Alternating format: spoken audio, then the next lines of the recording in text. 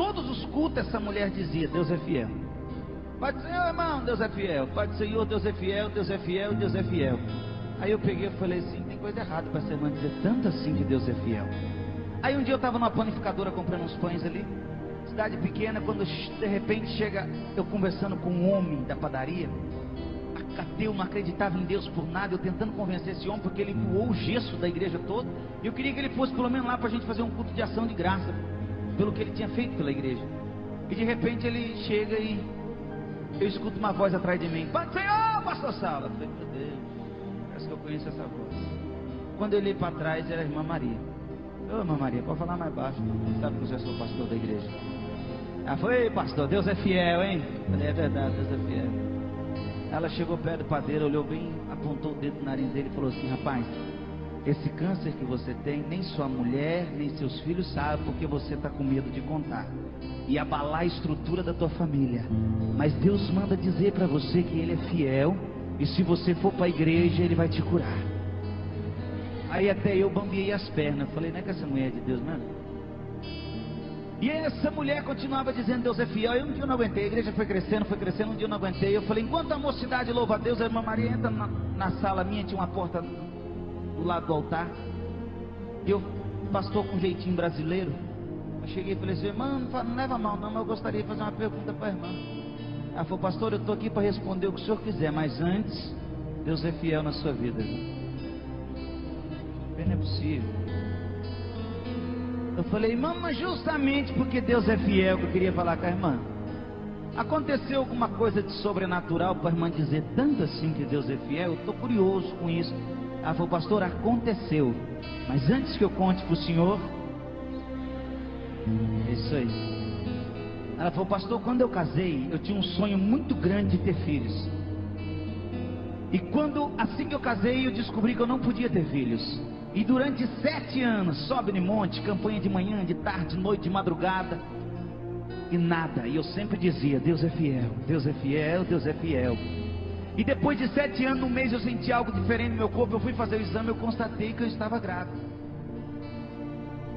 Eu falei: ô irmã, me perdoa, pode dizer que Deus é fiel? Ela falou: não quis ouvir, vai ter que ouvir até o fim agora. Ela falou assim: minha filha nasceu, cresceu. Quando ela pegou uma idade de 9 para 10 anos, ela foi acometida de uma doença por nome de leucemia. Caiu todo o cabelo da minha filha. E os recursos que tinha em Pedregulho se limitaram. Levamos para Ribeirão Preto, que é um hospital das clínicas, perto de Pedregulho. E quando pensa que não, ela foi se definhando, foi piorando o quadro dela. E eu sempre dizendo: Deus é fiel. Diga mais uma vez para quem está do seu lado, por favor. Aí quando de repente um dia os médicos me chamaram e não teve solução. Falou: olha mãe, a gente estamos com um termo aqui para a senhora assinar. A sua filha só está viva porque ela está ligada sobre aparelho de oxigênio. Tudo que a medicina podia fazer já foi feito. Todos os medicamentos que damos para ela, o corpo rejeita, não aceita mais. Então entendemos que se desligarmos o aparelho, a tua filha vem a óbito. Então entendemos, se a senhora permitir, nós vamos deixar a sua filha descansar essa noite. Ela olhou para mim e falou: pastor, naquele momento eu peguei a caneta e olhei bem no olho daquele médico, e começou a sair lágrimas dos meus olhos. E eu disse: doutor, a minha vida pode parecer com a de Jó. Deus pode dar e Deus também pode levar, mas todavia Deus vai continuar sendo fiel na minha vida por toda a eternidade. A promessa dele já foi cumprida na minha vida. Ela falou que saiu dali e chorou a noite inteira na sua casa. No outro dia, bem de madrugada, foi lá buscar o corpo por volta de 5, 6 horas da manhã. Quando ela chegou na recepção do hospital, ela falou: vim buscar minha filha para fazer o funeral dela. Ela falou assim: qual é o nome dela? Deu o nome. Quando puxou no sistema, falou: olha mãe, calma que eu não tenho uma notícia boa para te dar. Ela falou: não, já sei, morreu, eu vim buscar. Ela falou: não, não é isso não. Essa noite, por volta das 0 horas, os médicos cuidavam do caso dela, desligaram todos os aparelhos do corpo dela. E depois de meia hora, o médico cuidava do caso dela, que estava de plantão, voltou para constatar o óbito dela. O corpo dela já não se encontrava naquele lugar. Não sabemos se pegaram. Sair andando era quase impossível ela ter saído andando de lá. Mas estamos procurando, o hospital é muito grande, também estamos procurando. E ela contando que desesperada entra para dentro daquele hospital e começa a entrar num quarto no outro. Os médicos e enfermeiros falaram assim: não pode sair andando assim, gritando dentro do hospital, não pode fazer isso. Ela falou: pastor, eu ignorei tudo naquele momento e comecei a entrar num quarto no outro, pedindo pela minha filha. Subi no andar de cima, entrava num quarto do outro. Quando eu cheguei no terceiro andar, eu caí de joelho prostrado no chão e disse: Deus fiel da minha vida, eu tenho direito pelo menos sequer de velar minha filha ainda.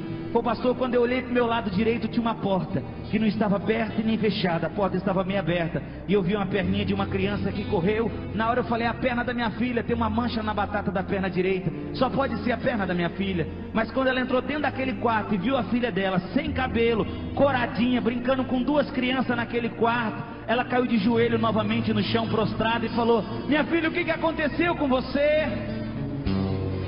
A filha chega perto dela e começa a enxugar as lágrimas dela e disse: calma, mãe, eu vou contar para a senhora. Essa noite eu estava num quarto lá em cima, uns homens de branco entrou, desligou todos os aparelhos e me desejaram uma boa viagem. Disseram que eu ia sair dessa vida e nunca mais iria voltar. Despediram-se de mim, viraram as costas e apagaram a luz. Quando eu senti, meu coração foi parando de bater. Naquele momento eu falei: cadê o Deus fiel que a minha mãe falava tanto lá em casa? Quando de repente, mãe, entra um homem de branco novamente dentro daquele quarto.